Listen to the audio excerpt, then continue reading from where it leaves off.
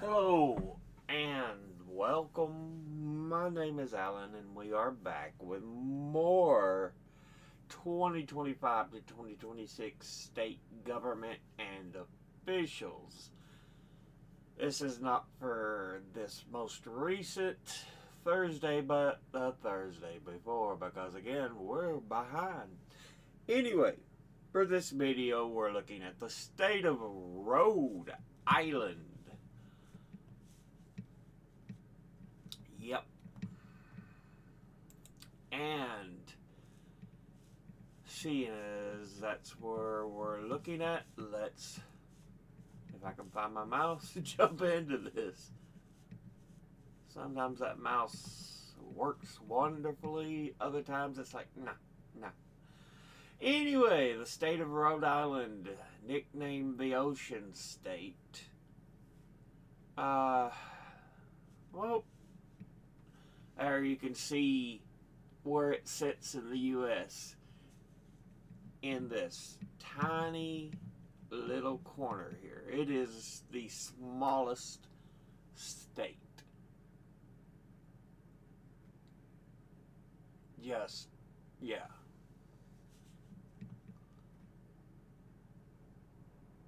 Uh, it was originally as a colony called Colony of Rhode Island and Providence Plantations. But it was part of the original 13.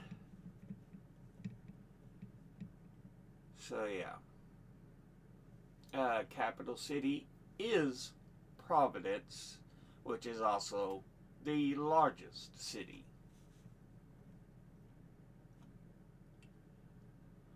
It is in the New England region of the northeastern United States, borders Connecticut to the west, Massachusetts to the north and east, and the Atlantic Ocean to its south via Rhode Island Sound and Block Island Sound. Shares a small maritime border with New York, east of Long Island. But it is the smallest U.S. state by area and the seventh least populous, with slightly more than 1.1 million residents as of 2024. But the population continually recorded growth in every 10-year census since 1790. And it is the second most densely populated state after New Jersey.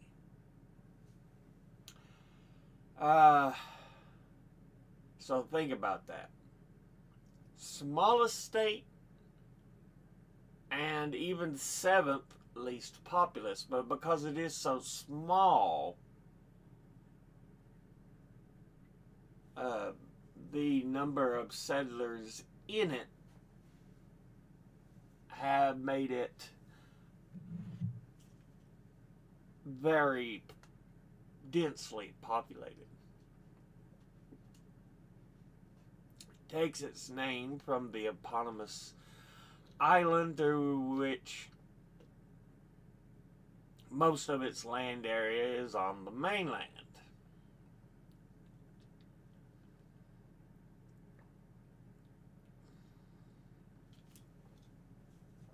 Now, let's go ahead and take a look at the Constitution of Rhode Island. 1842, so that is not the only one, more than likely.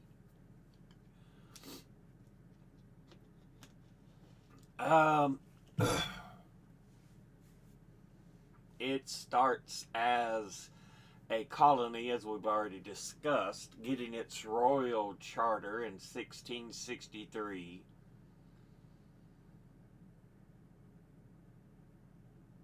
Um,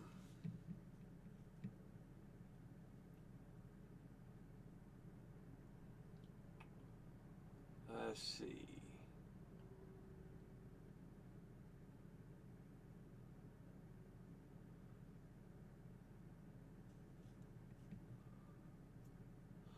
Did you have one in 1790?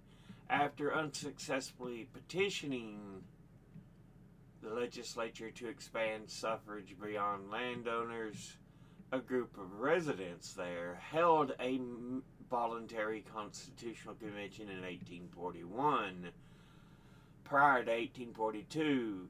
So they technically, interestingly, did not have its own constitution like we see usually with most of the other uh, freshly existent states under U.S. freedom. So it's still governed under that 1663 Royal Charter.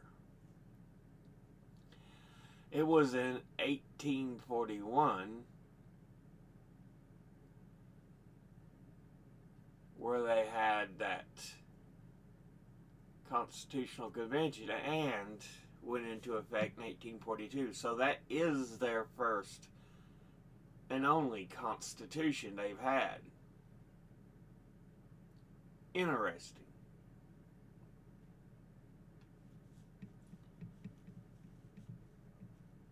The convention to bring it into existence was held at the Colony House in Newport, Rhode Island. Well, one of the Constitutional Conventions to confront the issue of expanding suffrage.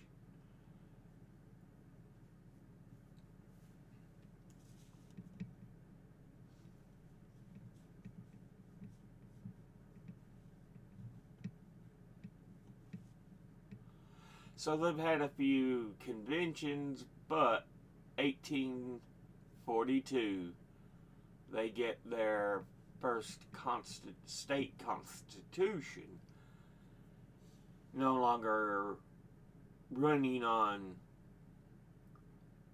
the Royal Charter. Though much of the language from that original Royal Charter existed in that 1842 Constitution, which actually took effect in May 1843.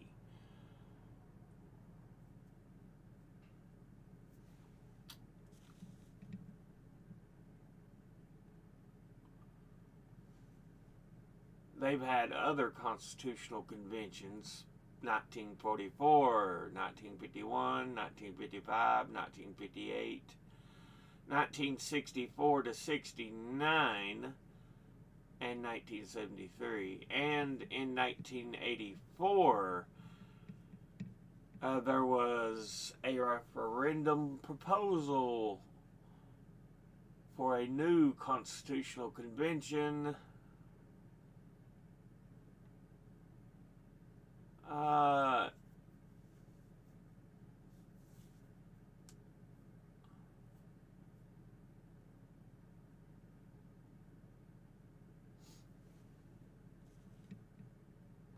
Well, it says there was one from 1984 officially accepted. Well, the convention happened in 85, but it was accepted in 86.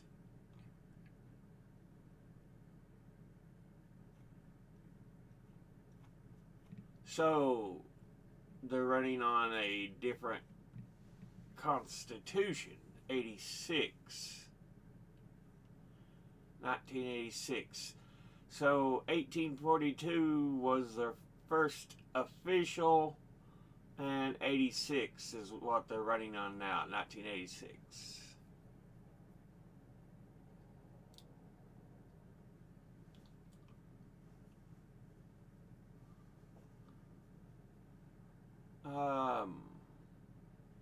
So, yeah, a look at the history of the Constitution of the state.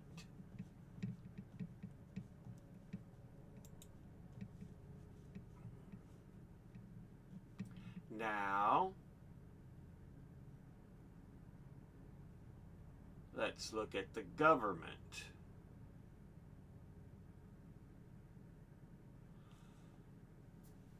Uh,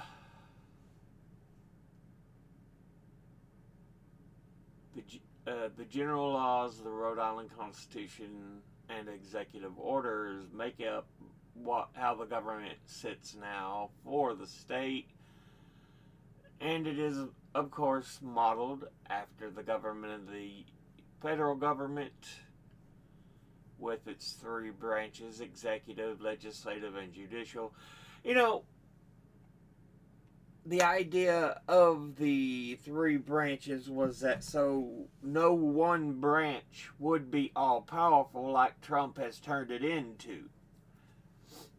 Technically, he's not supposed to make laws, decide how funding is divided. That's not his job. The Constitution explicitly says Congress decides how funding is sent.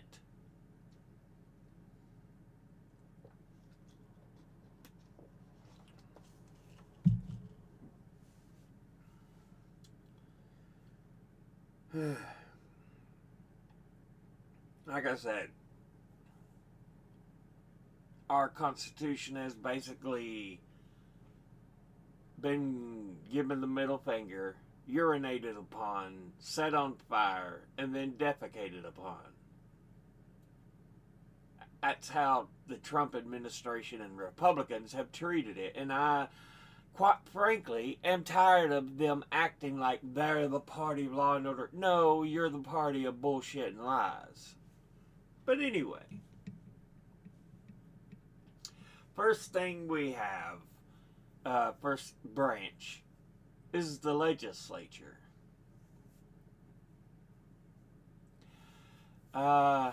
Its full name, its name being the Rhode Island General Assembly, which is not unusual. We have quite a few states that call their legislative body the General Assembly. It's bicameral, double-chambered, with a House of Representatives and a Senate. The House with 75 members and the Senate with 38.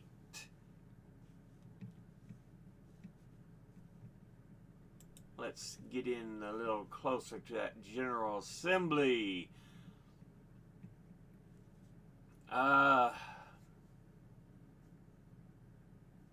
Let's see.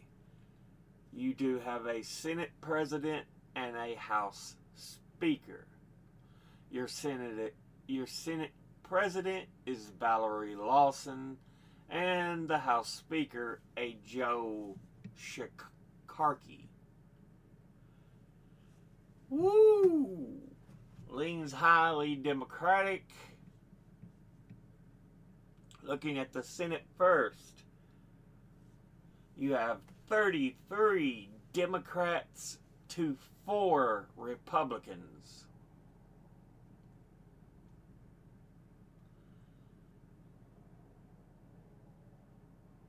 Okay, somebody's... Oh, there's one vacant. I was getting ready to say someone's messed up on the math, but technically one of them is currently not fulfilled. Because 33 and 4 is 37, but that extra vacant makes 38. So, yeah, it leans very much Democrat. It's House of Representatives.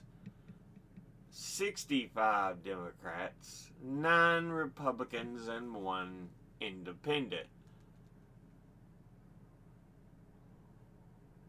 And of course, they meet in the capital, Providence, in the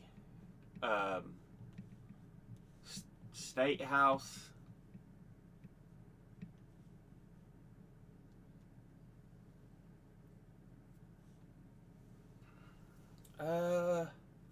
No term limits for either body of the assembly, um,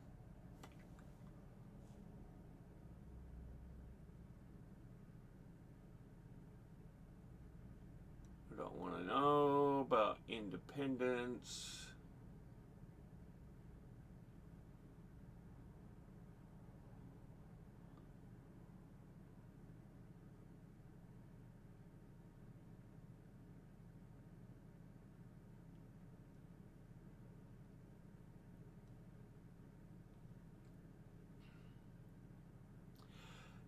They don't say, like, if the Senate of Rhode Island has 4-year terms and the House too, but I'm kind of betting that's how it works because that's the most common form of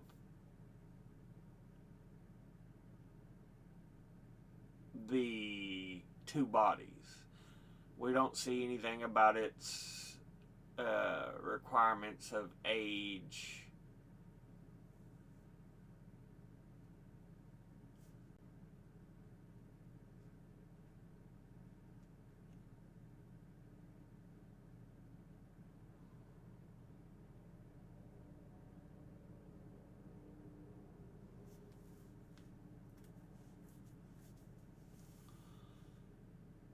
So let's see.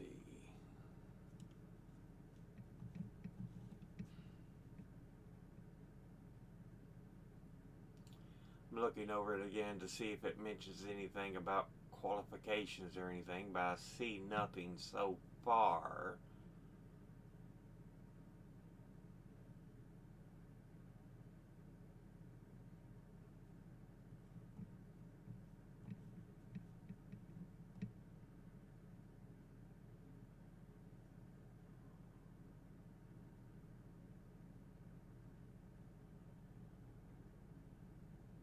Uh, do, do, do, do.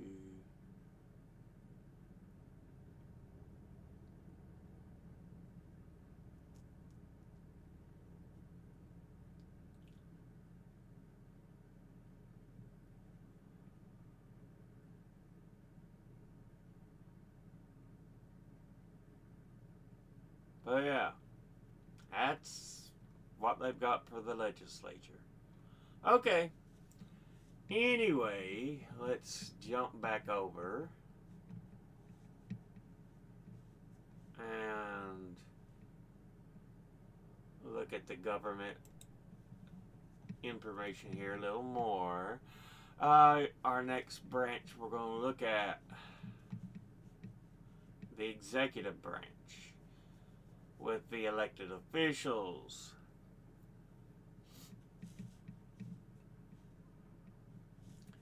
Your current list of elected officials: Governor Dan McKee,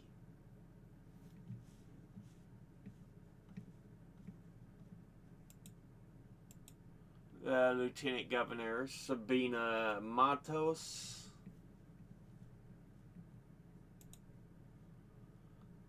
Secretary of State Greg Amore,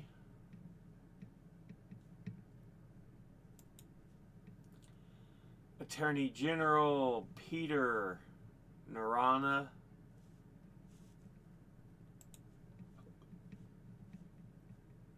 and Treasurer James A.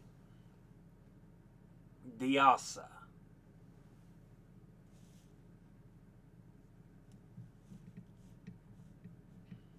That's a look at the individuals who run the executive branch. There's another look at them there. But, yeah, the state elects governor, lieutenant governor, secretary of state, treasurer, they call it general treasurer, and an attorney general. The governor then appoints a sheriff who, unlike most other sheriffs, has statewide jurisdiction.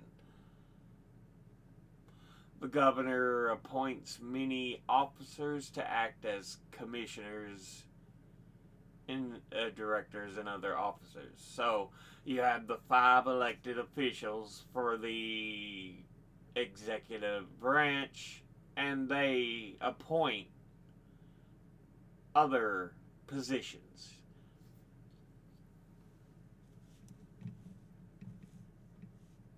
So yeah. The executive authority is vested in the governor, typically through various directors and commissioners. The lieutenant governor, though nominally in the executive branch, is largely a ceremonial position. Remember, they were one of the lieutenant governors who didn't sit in the Senate. The governor and the lieutenant governor are elected on separate tickets, so they're not even running mates. And the governor's offices are located in the State House, one of the few states that lacks a governor's mansion. So that's interesting part there. There are various departments, agencies, and divisions. Your major ones being the Department of Administration, Department of Business Regulation, Department of Corrections, Department of Education, Department of Environmental Management, Department of Labor and Training, Department of Public Safety, which has under it the State Police, the Capitol Police, the Division of Sheriffs. Then there's the Department of Revenue, which has under it the Division of Motor Vehicles, Division of Taxation. There's the Department of Transportation, Executive Office of Commerce, Executive Office of Health and Human Services, under which has the Department of Behavioral Health Care, Developmental Disabilities and Hospitals, Department of Children, Youth and Families, Department of Health, Department of Human Services. Then we have the Rhode Island Emergency Management Agency and the Rhode Island National Guard, under which has the Rhode Island Army National Guard and the Rhode Island Air National Guard. So there's 2 divisions of its National Guard. Finally, let's jump up here and look at the governor a little closer here.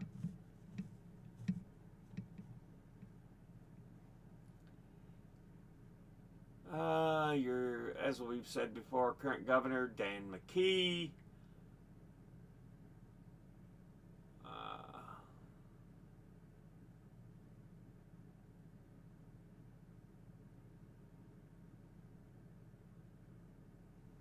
Head of State, Commander-in-Chief for the state, Captain General of the state's Army National Guard.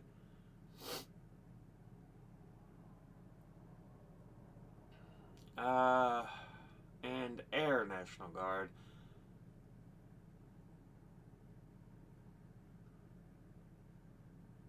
Currently, one of the few states that currently does not have a governor's mansion or other official residence for the governor. To become governor, you must be at least 18 years of age, be a resident of the state of Rhode Island for at least 30 days. Usually it's a year or so, but this for Rhode Island it's only 30 days. Be a registered voter in Rhode Island.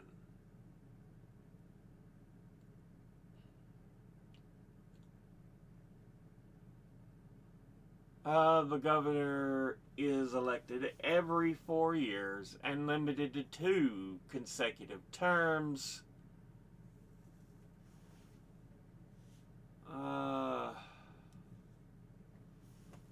We talked about him being a commander-in-chief. And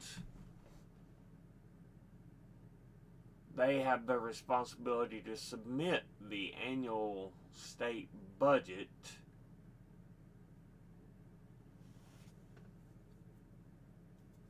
The governor also has the power to grant pardons and veto bills, resolutions, and votes subject to a 2/3 override.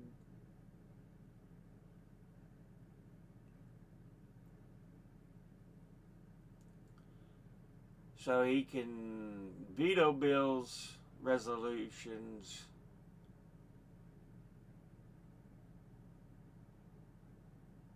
but that veto can be overridden.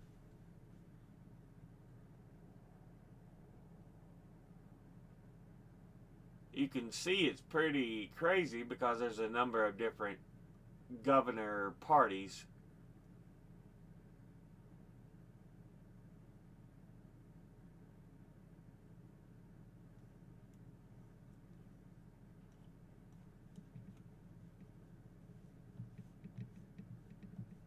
Let's look at next the list of governors.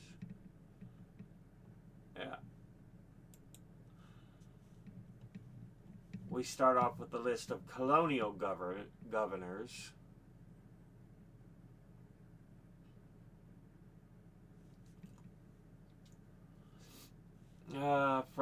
This goes from 1638 to 1776. Your first governor, which the colony was founded under, Roger Williams, 1636 to 1644.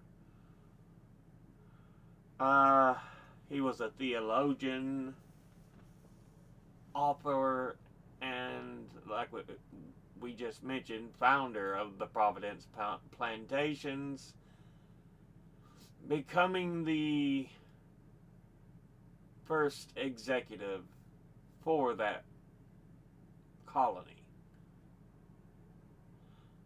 Staunch advocate for religious liberty.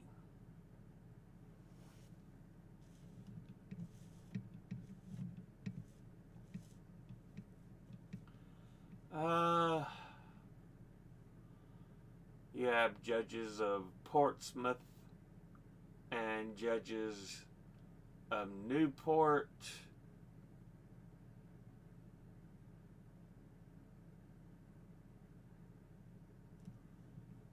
Governor of Rhode Island, Portsmouth, and Newport. William Coddington, because we also saw he was up here, judge of Newport and one of two judges for Portsmouth.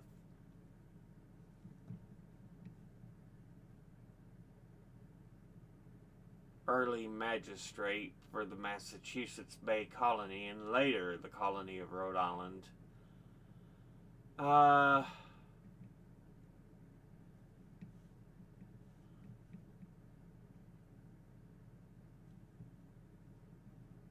So the judge of Portsmouth and Newport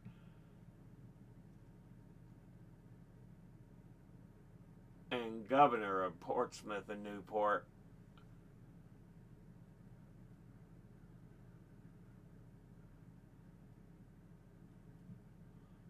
were deputy governor of those regions.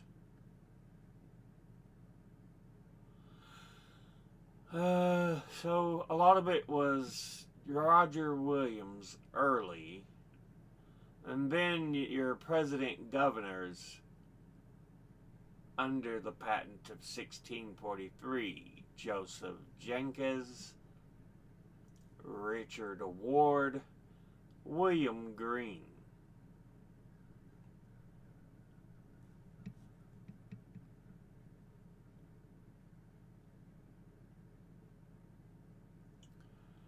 In order, though, it goes Coggeshall, John Coggeshall, Jeremy Clark, John Smith, Nicholas Easton, and Samuel Gordon. John Smith, one of the most generic names. Gregory Dexter. Nicholas Easton again. So John Smith was twice already. Nicholas Easton twice. Roger Williams. Benedict Arnold. So future... Are you the... No, surely you're not the future Revolutionary War hero.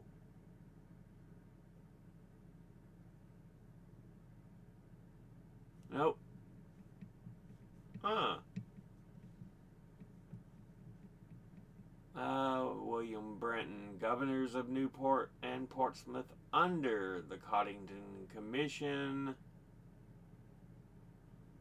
The Royal Charter of 1663. Benedict Arnold, William Brenton, Benedict Arnold, Nicholas Easton, William Coddington, Walter Clark, Benedict Arnold, William Coddington, John Cranston, Peleg Sanford, William Coddington. You see a lot of the same names over and over and over and over. There, after Sanford, you get a William Coddington Jr. because the original finally passed away in office, 1678. Henry Bull, Walter Clark again, and governor over the Dominion of New England.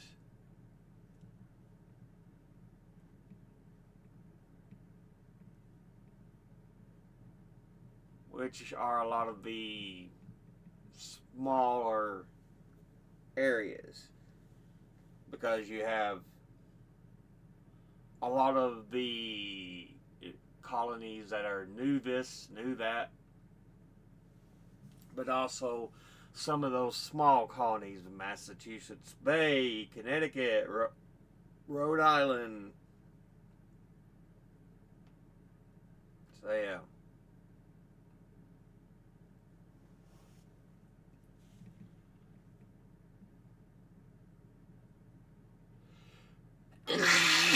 Excuse me again.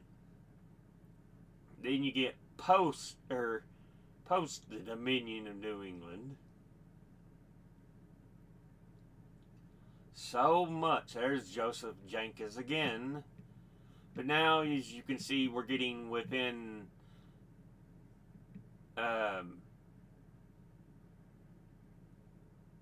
score of the Revolutionary War, and all a score is 20 years.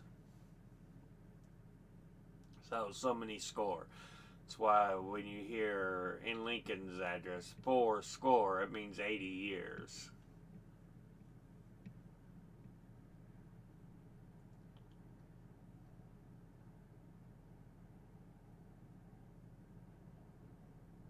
But yeah, there's a look at the colonial period. A number of the same names over and over. But that brings us into the modern period.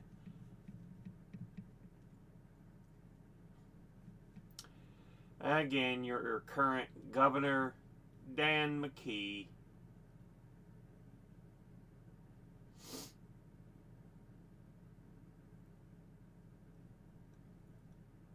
But starting in 1775, when America gains its independence, you have Governor Nicholas Cook.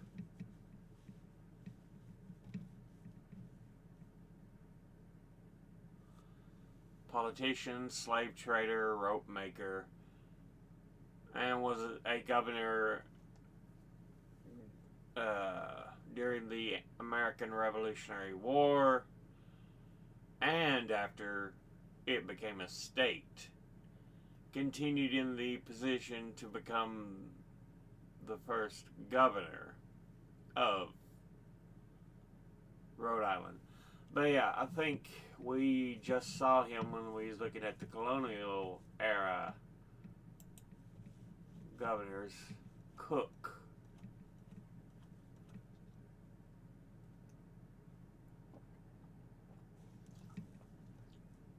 Right there.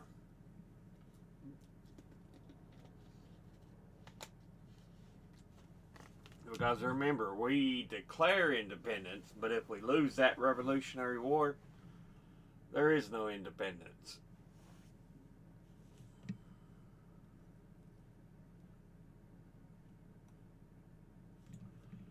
Nicholas Cook, though, would be the head of Rhode Island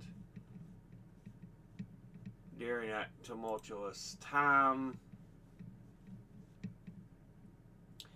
Then we have William Greene serving next. Statesman, second governor, and served partly during the Revolutionary War. So yeah. Then we get John Collins, American politician and founding father. Was a member of the Continental Congress who signed the Articles of Confederation, third governor of Rhode Island. So we're getting into the names who really affected one. John Collins was pretty important. Then we get Arthur Fenner.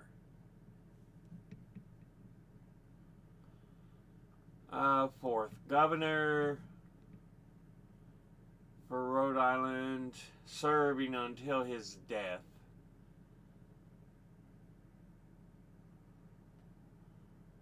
Has the 9th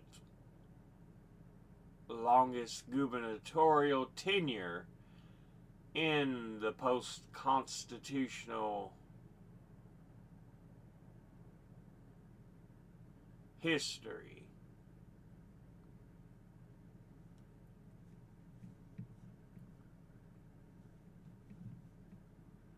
So, 15 years as governor.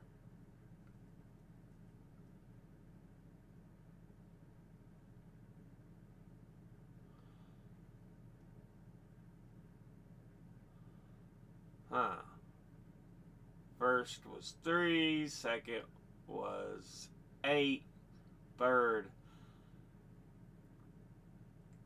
was 4, and then Fenner is in there for 15 years. But he's followed up by Henry Smith.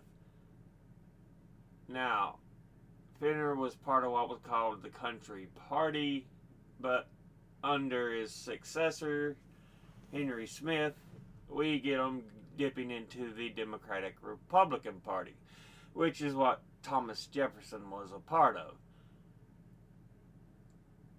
Though he only served a few months because he was probably under Fenner.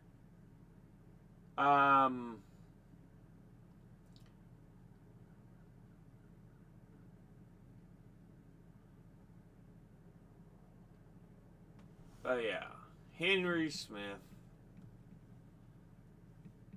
5th governor. Isaac Wilbur,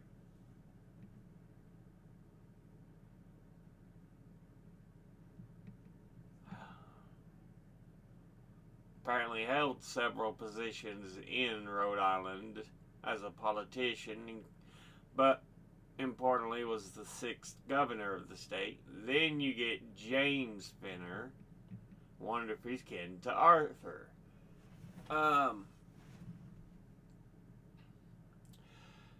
He also, besides being governor, would serve in the United States Senate He was a multi-time governor, son of Arthur Fenner, who died in office. But yeah, that was his first term as a governor when he was 7th. He was followed by William Jones, a member of the Federalist Party, 8th governor. Then we get Nehemiah R. Knight, Democratic Republican.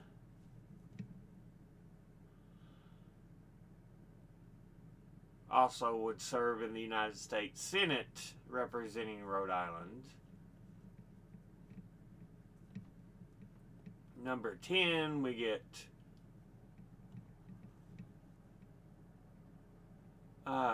Edward Wilcox, politician, lieutenant governor, brief stint as governor, it says. Only because his predecessor resigned. And he did not run for the office in particular, so he was followed by William C. Gibbs, 10th governor. So I guess they're not counting somebody, because here it says Fenner's at 12, but earlier it said he was 11th. So Fenner's back, serving 7 years. We get Lemuel H. Arnold, who is a national Republican.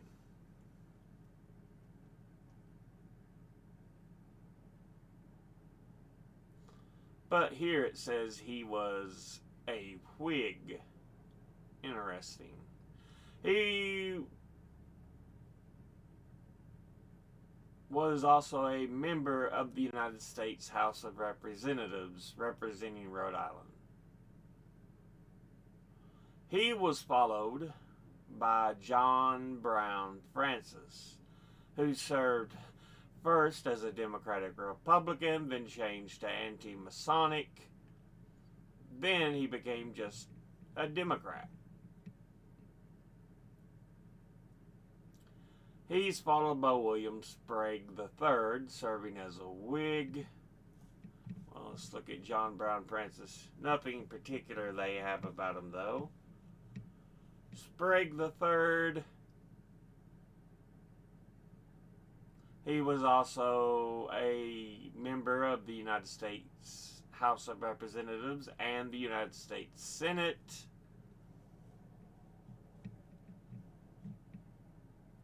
He was followed by Samuel Ward King.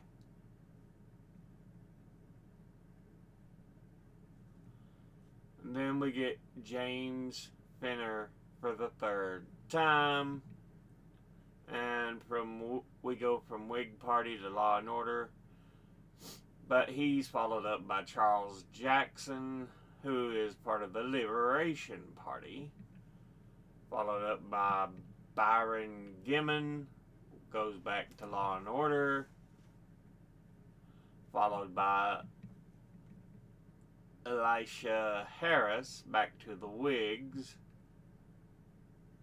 And that brings us to Henry B. Anthony, who was also a Whig. Part owner of the Providence Journal. Then we elect Democrat Philip Allen. So he was governor and a member of the United States Senate, Senate. And he was followed by Francis M. Diamond, followed by Whig William W. Hoppin, And we get our first Republican, Elisha Dyer. He's followed by Thomas G. Turner, a Republican.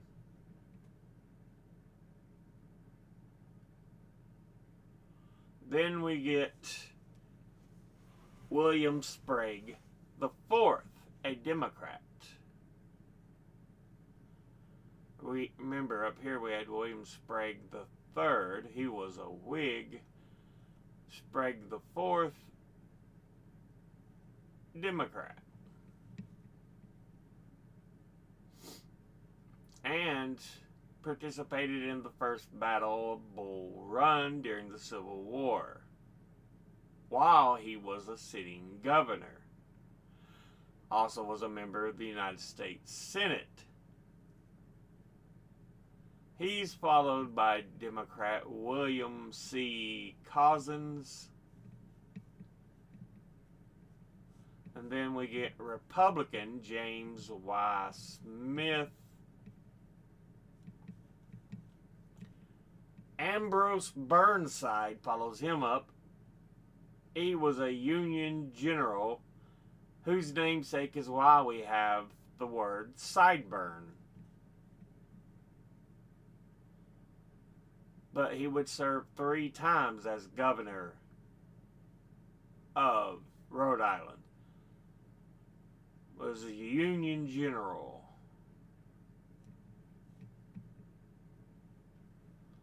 Then we get Seth Paddleford, Republican. Henry Howard, Republican. Henry Lippett, Republican. So yeah, we're at this point where we're in Reconstruction.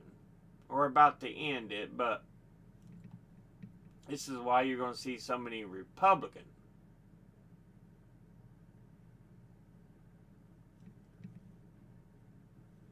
We get Charles C. Van Zandt, Alfred H. Littlefield, businessman, politician, served as a member of the Rhode Island House of Representatives and the Rhode Island Senate, and as Rhode Island governor. So he held a lot of positions, state positions. Augustus O. Bourne follows him, governor. And then we get George P. Wetmore. And then we get one Democrat, John W. Davis. So he was twice governor of Rhode Island, followed by Royal C. Taft,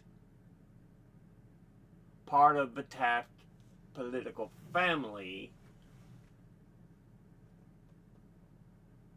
So more than likely related to William Howard.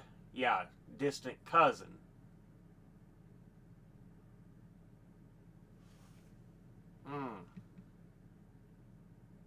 But he was a Republican, followed by Republican Herbert W. Land.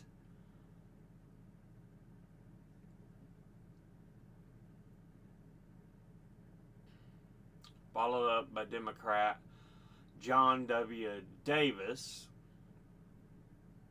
Then Republican Herbert W. Ladd again.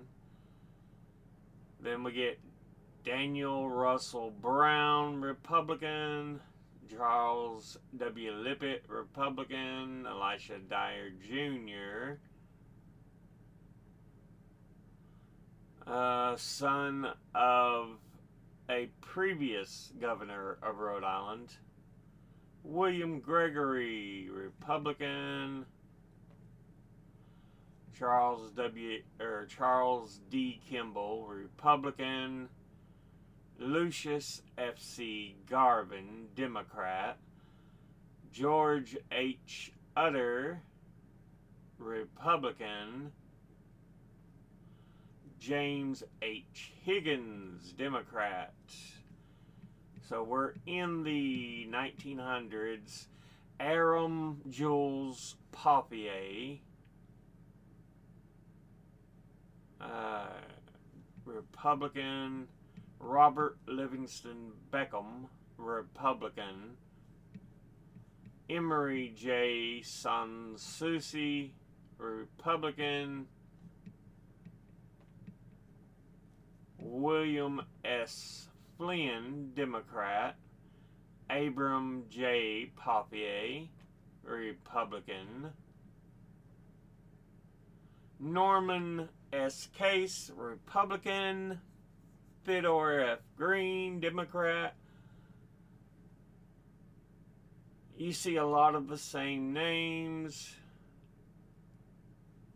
I don't see any hugely important. I wonder if he's any. Well, he was governor.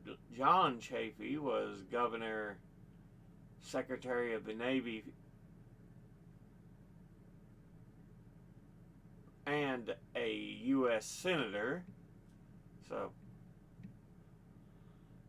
Frank Licht, Philip Noll, J. Joseph Garrahy, Edward D. DePreet,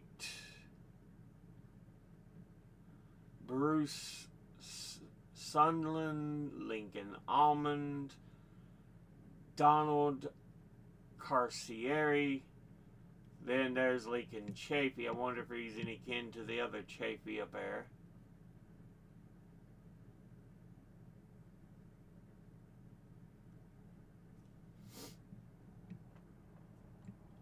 But was the independent who got into as governor. Then we get Gina Raimondo and our current governor, Dan McKee. So there was a lot there for governor.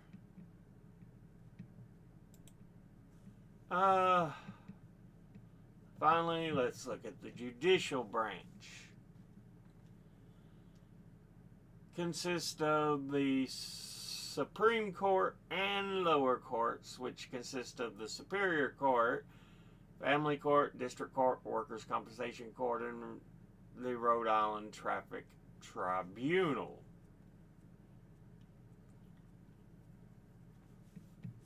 Now, of course, we can probably assume the Supreme Court is the highest court, highest appellate court. Yeah.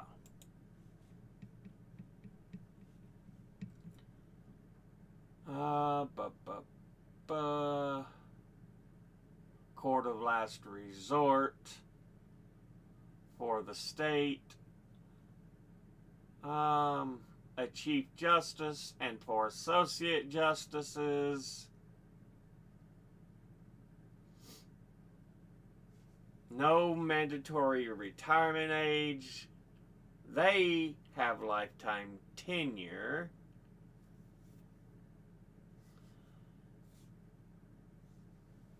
The governor selects the Supreme Court Justice.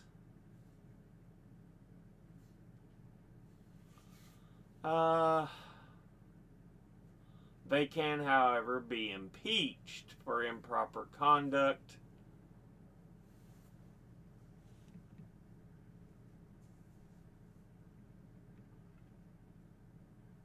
And the justices are your Chief Justice Paul Suttel, followed by Associate Justices Maureen McKenna Goldberg, William P. Robinson III, Aaron Lynch Prada, and Melissa A. Long. So that's a look at the Rhode Island Supreme Court. Finally, Rhode Island Superior Court. It is the court with general jurisdiction in Rhode Island has original jurisdiction in all felony proceedings, civil matters where the amount in controversy is in excess of $10,000, and all matters of equity.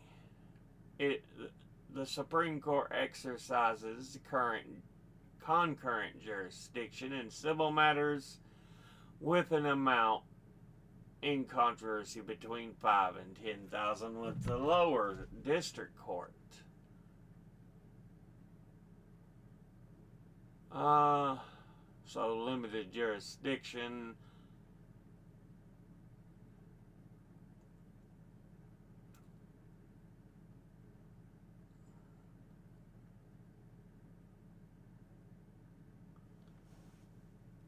So you're more than likely going to go district court if it's smaller, but if you've done something major or it's a major cost, you're just going to go straight to Superior Court.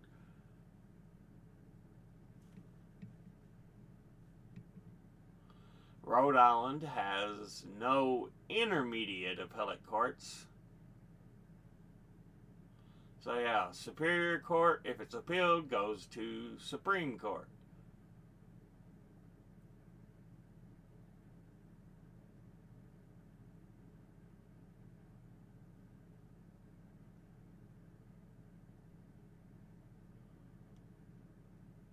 But there are 5 counties in Rhode Island, each having separate jurisdictions of Superior Court.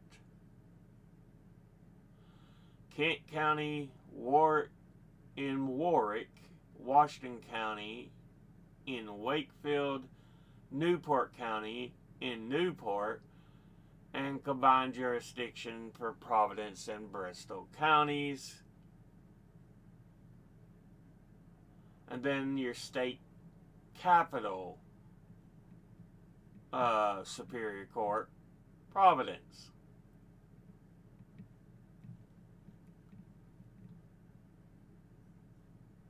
But yeah, that's a look at the courts. And in general, that's a look at the government and officials of Rhode Island. This has been a long one, but we have reached the end. So, as always, educate thyself. Think, read, study, learn. Someone tells you something you have trouble believing, ask them to cite their sources. I'm going to be putting my sources and links in the description box below the video. Thank you all for watching. I'll see you all in the next one. Until then, later.